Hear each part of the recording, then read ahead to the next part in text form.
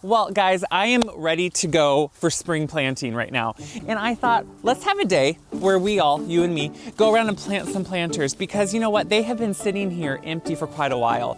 So I have various planters around that in, mid-May when we're getting into our warm season, when we're past the threat of frost, I will plant with all my agave and all my annuals that do really well in warm season. So I filled up the gator here with some cold or cool loving plants, which is violas and pansies and hellebores or Lenten roses. Look how pretty they are.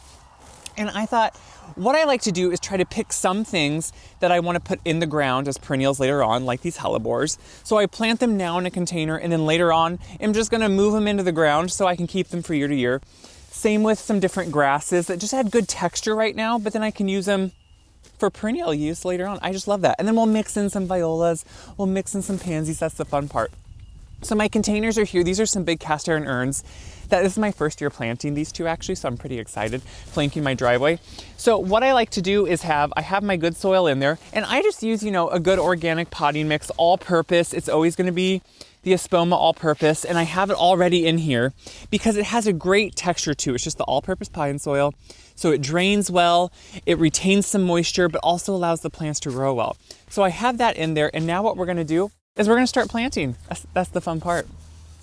This is Molly's white Lenten rose, and I think it's a really pretty one because look at that color. You get that really fun pop of color. I think the thing with these urns, it's easy to want to overfill them, but you can't quite. So I am gonna rough up the roots just like I would if I was planting it in the ground. When you rough up these roots, what it does is it stimulates more root growth. It helps them say, hey, I want to branch out and get some more growth going. So you just want to rough them up slightly. Now, I also like to plant them slightly high because I'll put soil then around them. In the spring here, we overplant because these are only going to last about a month before I transplant them into the ground. So I want to make sure that they are seen and are a little bit higher. So I make sure that I have room that then I can put all the other annuals kind of around them and maybe some grasses. That's really pretty though. I'm really excited for this color. I want to mix in some of this Evergold Japanese grass. I love the color again. See how the play on texture and color? And the thing is, you can start interspersing this and look at that play. I am someone that will always go for texture over bright in your face colors because I think there is something really special about it. And I think with my farmhouse and it being white, I like to play off kind of those tones and then add in little pops with the pansies. So I'm gonna put in a couple more of these grasses to really I'm kind of excited about this mix. So I'm gonna do 3 of these grasses in each. Here's the thing. I think we need to start thinking outside the box when it comes to planting a container. You don't have to stick to just the normal annuals you think of. I love to do this. For one, it makes really unique containers, but then you have something you can plant. So in a month, I'm gonna move all these things to the ground, and you can see right now, I'm making them a little bit higher because I want them to have that definition. And in the summer then, you will see an agave in this thing. It will be beautiful, but until then, let's put a few pansies so we get some color. I think we need a few. And actually, I think I'm gonna do violas because they're beautiful. Look how big they are. And they have that quality that more will help them kind of drape out, which is what I want. Now, anytime it's overgrown, you see all those roots, it's a healthy plant. That's the best part, but break it up. Break it up so it is stimulated for more growth. We always have this fear, I think, that we're gonna kill a plant. They like to have that stimulation. And now look how beautiful that is. This is good. I'm gonna put in 2 more of them, put a little bit of soil in them. Right back there. Oh, that's perfect. Just look at that. I'm gonna break out the big guns here. I'm gonna bring out my big bag, and I'm just sometimes will take a small pot. This is how when you don't have a scoop, you use a pot. And then I'll just go in and put the soil in around these plants like I need to. This is what's gonna, I used to never plant early flowering things like this. I would wait until May, which there is nothing wrong with doing. But you know what I find? I live in a cold climate. I'm in Iowa, southeast Iowa, zone 5. And sometimes waiting till May after a long winter, it can feel really deafening and you need some life. This instantly at the front of my drive, I can see these when I work in the yard.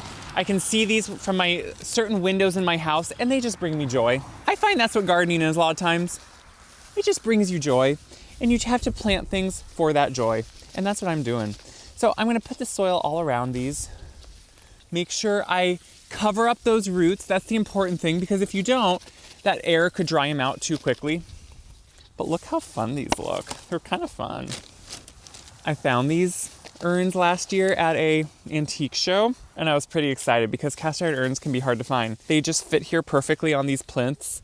That, by the way, I found on Facebook Marketplace. Who would have thought, but I did, and they were really reasonable.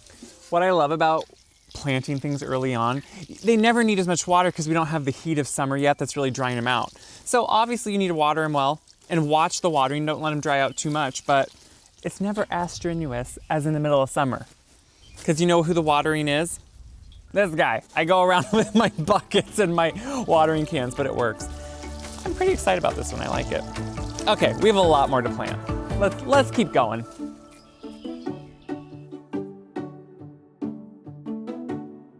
So I'm coming up to the small pots by my door. This is kind of the door that everyone goes through at the moment. And I just have 2 small cast iron pots. And honestly, these will probably change here as I get actual summer stuff out. But this time of year, I think it's nice to just add some instant color. Again, it has been a long winter. This is the first time now that we're finally looking like temperatures may not dip too much below 32 in the next extended forecast, which is a big deal after you've had a long winter. So I just really want to enjoy it. So I'm adding pine soil to these. Now, I'm someone that collects, as you see, antique urns. It's what I love to do. So I love to mismatch, just, mix them all up. They don't match necessarily, but they're different heights, and so they're just kind of fun to use in different ways.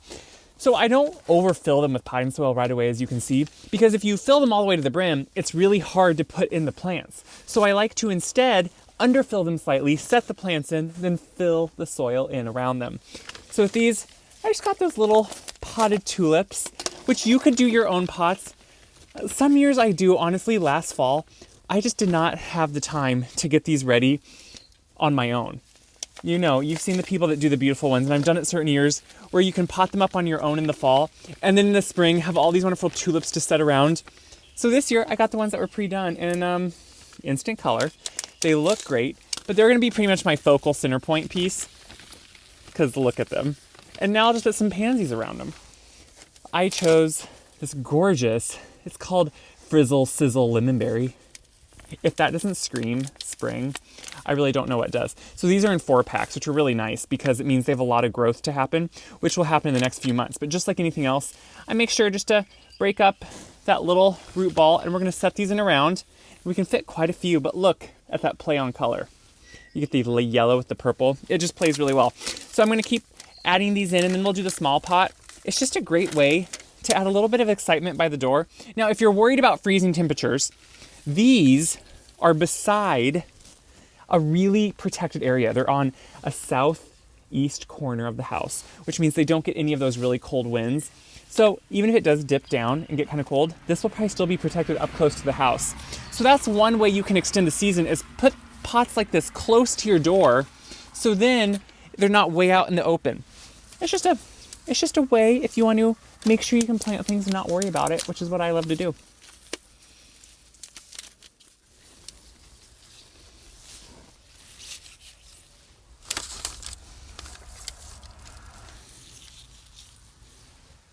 So once I have all the plants kind of placed in where I want them, then I go in with this potting soil. Again, same all-purpose potting soil, and I just start putting it around the little plants. And that way you don't have way too much soil and have to fight it. So it's just a good way to do it. And now what's great is as the tulips fade, because they will, they don't last forever, these pansies will really start growing in, and they'll take place eventually of the tulips. And then by the time those are done too, we'll be replacing all this with our summer warm loving plants, which will come before you know it.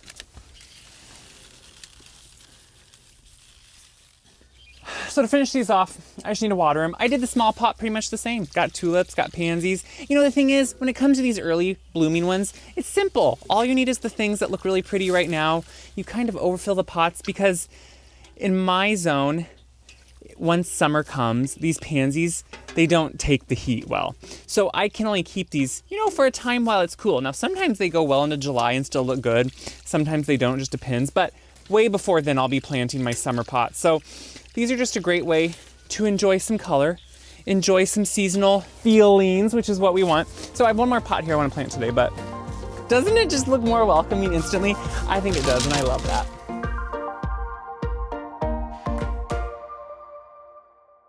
Now I'm at one of my largest urns, which is underneath the kitchen window. So I see it from the kitchen window, you see it as you walk up to my front door, and I like to have an impact. So in the summer, I put my largest agave here, which is probably over about 5 feet wingspan on the thing. And it looks gorgeous and it's really statement, but I still want something that has a lot of color, and it's a big pot, so sometimes it can be hard. So I'm opting for a shrub that I can then plant in the ground. So it's a Ramapo rhododendron. Why I like it is because, do you see the color? It's beautiful. So I think it's great to use these types of things in pots this time of year because they add just so much interest and they add an impact that you just couldn't get otherwise. So I already took a hole and made it and put it in the pot this was in. So I can just set this right in there, which look at that. Now, like I said, you could in certain areas keep this in a container year round, but once it blooms, it's more just a green plant. So instead, once the blooming time is over, I'm going to stick this right down and plant it in the ground so I can keep it year to year. But I am gonna go get we need some color and some more perennials or pansies around it so we can just kind of make it set off. But you can see now instantly, it's just like this showpiece on its own. So now we just need to embellish it. So around this, I'm also gonna put some of that Japanese sedge because I just love the texture and it fills in really well. And again, so far, all this container has is perennials or the shrubs. So we're gonna plant this in the ground later on. I love when you can, have multiple uses for something.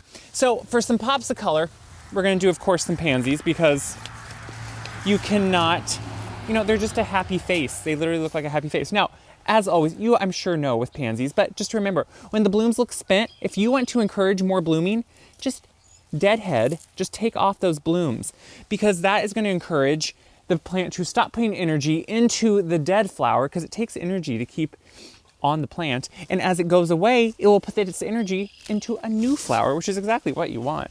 So I'm going to start planting some of these in here and I want to make it full because like I said, this is a short-lived one. Now interspersed with those, I'm going to add some fun texture with some red Russian kale.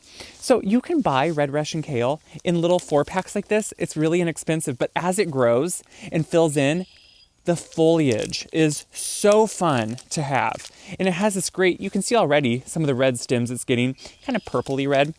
And I just think it's really fun to use. I think you have to think of outside the box. And what's great about something like this is it's super economical. So usually a pack like this is maybe $2.49. And guess what then? You have something edible in your garden too. So we're gonna have this edible kale growing that, yes, everyone should love kale. You just don't cook it the right way or use it the right way in a salad if you don't like it. Believe me, you need to like it. So I'm gonna keep planting these around and fill up the container. That's the fun part. So now I'm just watering everything in, obviously to get out any of the air bubbles that's in it. We planted quite a bit today, honestly, in a short time. So we did the 2 urns by the front driveway. They have the Lenten rose, they have some of this Japanese sedge, and they have some violas. We did the pots just by my front door, which have just quick blooming tulips and then some pansies. And then we have this one with the rhododendron, a compact variety that I'm gonna plant in the ground later, some more Japanese sedge for texture, and then these plants that will fill in, some red Russian kale, which you can eat, which is fun, it's an edible, and then the pansies beside it. So this is all gonna fill in the next, weeks. It will start bumping, it will start growing, which I'll share about in stories, I always do. And it will really start looking good and exciting for spring with all the fun blooms. So thank you for watching. You know what? I always have so much going on in my yard that I always have fun times to show you, and that's what I love about this. So share it around so other people can get inspired and excited to do things outdoors too, because it's getting that time of year. Now, I have garden to go plant, so that's what I'm gonna do next, vegetables.